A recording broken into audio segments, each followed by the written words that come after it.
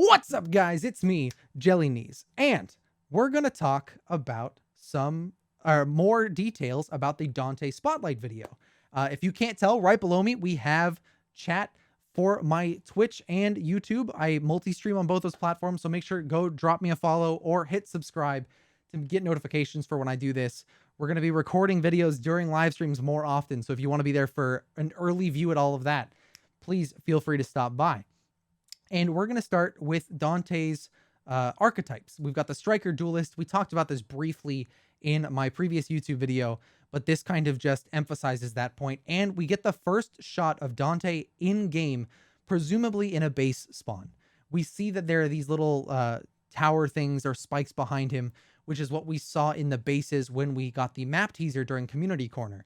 So I think this is a very cool image, and it's the first time we're seeing him on the field and on the map, which looks absolutely incredible. So I'm super, super impressed about all of that. The next thing I want to talk about is Dante's passive, which was finally revealed to us. So Dante's passive is Nemesis. It's going to be a 3-hit passive of sorts, and every time you land a consecutive hit on somebody, you're going to gain attack speed while you're attacking that target. They didn't really release the specific amounts of percentages, but for each one, you're going to get higher and higher stacked attack speed.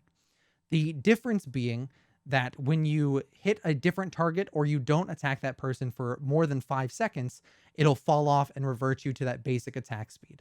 So between this and Dante's right mouse button, which we'll talk about in a second because it's slightly different, you're going to have a lot of attack speed that you can build up very, very quickly over time. And I think that that's going to be a really cool thing to see with Dante and how it affects how you build him and all of those things.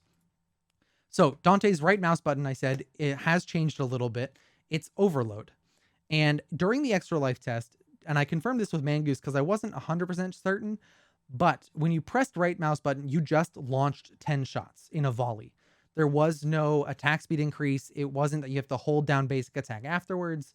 It was just straight up that there were 10 shots fired when you press right mouse button, and then you have the negative effects of the silence and disable. In this case, they've changed it to be just a flat attack speed increase for 10 shots.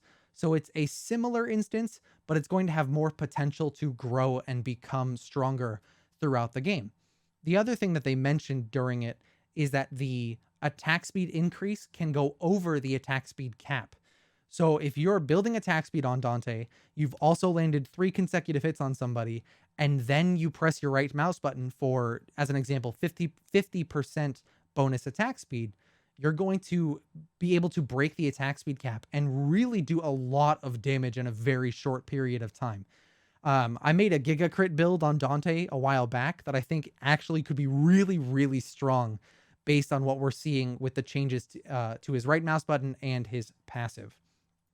Now, the other thing that we were able to see during this video, the spotlight, is Malaya. Now, we didn't get a great shot of her, but we were able to see her in game as well, which I love her design, how she looks. She had death animations. She had hit feedback so that as she got hit, she kind of leaned back and you felt like she was taking damage. Very cool look. And we have another slightly better quality shot of her right here as well from the side, kind of getting a better view of her whole outfit as a whole. The other thing that we saw is on Dante's grenade, Capsule of Thunder, there was a couple things that happened.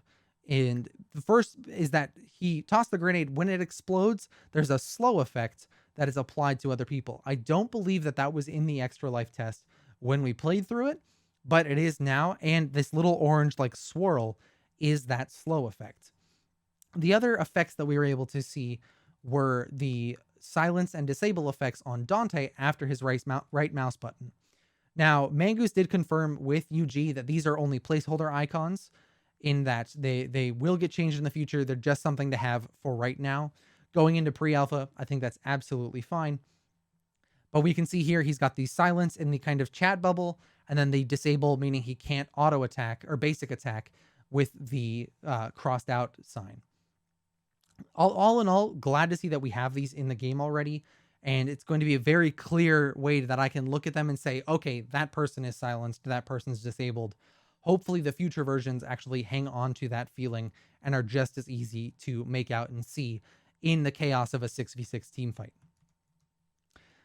My favorite thing is we got a berserker minion here, and I've codenamed him Bob because I see Aran when I look at this berserker minion, and Aran and Bob are canon, that they're together in some way, shape, or form, not like romantically together, just like together, that Aran respects Bob for some reason. So I'm calling this Bob the Minion. It's official. JellyKnees trademark. It's happening. We're going through it. The last thing, or one of the last things I wanted to talk about, was how big this river is. I mean, if you look at Dante in comparison, it's like 12 Dantes wide. It's actually kind of insane to me how wide this river is in comparison to where we were with Malaya and Dante. Kind of feels like it's supposed to be a lane, and it feels a little more cramped than how open this river is. I can't say for sure that it was a lane we were in, but it kind of feels like that was the way it was supposed to be based on how the towers are laid out and all of that good stuff.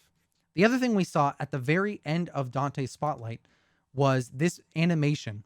Now, this blue circle on the ground and the animation that he does make me think that it's probably a backing animation, that as you're recalling back to base, he's going to do this. You have this sigil on the ground indicating that, and then he will go back to base after a set amount of time.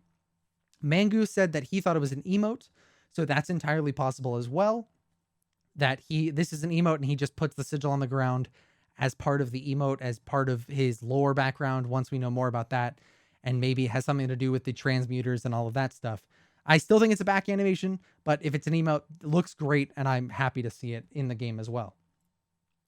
So I want to talk about what comes next, what we can expect from Ethereal going into the future in terms of updates and all of that.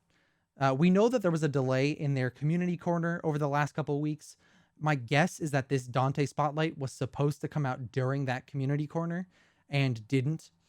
So, and it was released separately because of that. So I expect that we're going to see these spotlights in community corners going forward.